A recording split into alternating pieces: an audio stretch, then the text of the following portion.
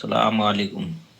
وعلیکم یہ السلام۔ طارق مسعود صاحب کچھ بیان کر رہے ہیں نیت کے بارے میں، تو کیا یہ حدیث ضعیف ہے، عمل کے قابل نہیں ہے؟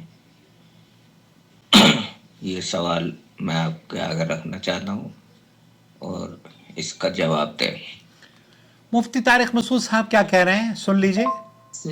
یہاں مفتی طارق مسعود صاحب جب یہ بات کرتے ہیں تو یہ کہتے ہیں دیوبندی مقلد، اب وہ سعودی عالم کا یہ کلپ وائرل ہو رہا ہے، وہ یہ کہتے ہیں کہ سعودی عالم کا ایک کلپ آیا ہے اور وہ یہ کہتا ہے کہ سینے پر ہاتھ باندھنا مکروہ ہے۔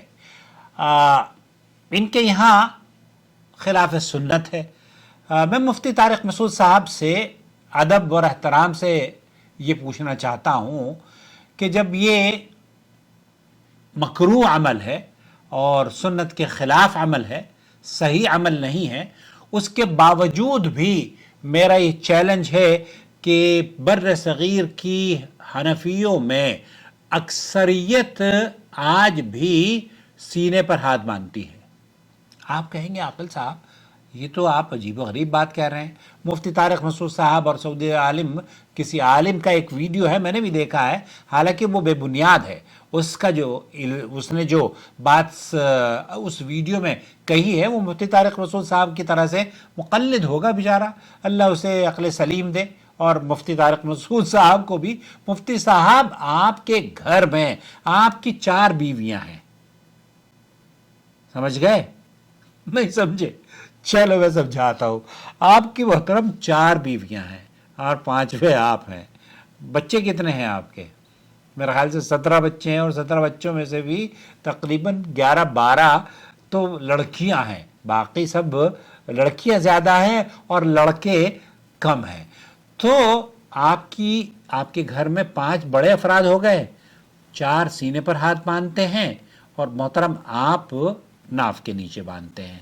تو تعداد آپ کے گھر میں بھی بہت زیادہ ہے ان لوگوں کی جو کہ سینے پر ہاتھ باندھتے ہیں۔ آپ کی بچیاں کتنی ہیں؟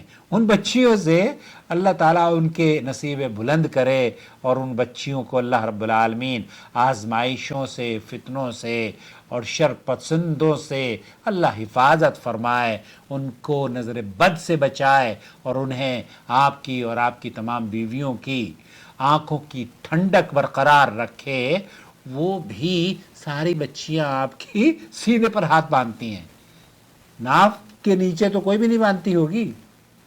اسی طریقے سے آپ کے گھر میں اگر آپ دیکھ لیں، حنفیوں کے گھروں میں تو جن کے گھروں میں بچیاں ہیں، بیویاں 4 ہیں، آپ 4 بیویاں آپ کے گھر میں 4، سب سے زیادہ جو عمل آپ سینے پر ہاتھ باندھنے والی جو حدیث ہے کہ نبی کریم صلی اللہ علیہ وسلم اپنا دائیں ہاتھ بائیں ہاتھ کے اوپر رکھتے اور انہیں اپنے سینے پر باندھا کرتے تھے، جناب طاؤس کی یہ حدیث بیان کرتے ہیں، اور ابن خزیمہ وغیرہ میں یہ روایت موجود ہے۔ بلکہ اس پر بحث یا اس پر دلیل دینا مقصد نہیں ہے، بلکہ آپ کے اس اعتراض کا جواب دینا مقصد ہے جو آپ یہ کہتے ہیں کہ یہ مکروہ عمل ہے۔ تو مکروہ عمل آپ کے گھر میں سب سے زیادہ ہو رہا ہے۔ آپ کی بیویاں 4 بیویاں ہیں، آپ کی چاروں کی چاروں مکروہ عمل کر رہی ہیں، سینے پر ہاتھ باندھ رہی ہیں۔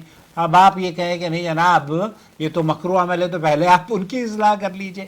چلیے اپنا خیال رکھیے۔ یہ مفتی طارق مسعود صاحب اس طرح سے چٹکلے کبھی کبھار کرتے ہیں، اور وہ سعودی عالم بھی بیچارہ اللہ اسے ہدایت دے دے۔ شیخ ابن باز سے پوچھا گیا، سعودی عرب کے مفتی اعظم، تو انہوں نے وہ حدیث بیان کری حضرت طاؤس والی کہ اللہ کے رسول صلی اللہ علیہ وسلم نماز میں سینے پر ہاتھ باندھا کرتے، تو سینے پر ہاتھ باندھیے، کوئی حرج نہیں ہے، سنت عمل یہی ہے۔ اور اگر سینے پر ہاتھ باندھنا سنت نہیں ہے تو اپنی عورتوں کو بھی ناف کے نیچے ہاتھ بندھوا لو نا یار، اللہ کے بندے۔ تو حنفیوں کی اکثریت آج مفتی طارق مسعود صاحب آج کے اس موجودہ دور میں لڑکیاں زیادہ ہوتی ہیں، گھروں میں آپ کے یہاں بھی عورتیں زیادہ ہیں، تو آپ کے خود گھر میں سینے پر ہاتھ باندھنے والے زیادہ ہیں نہ کہ ناف کے نیچے۔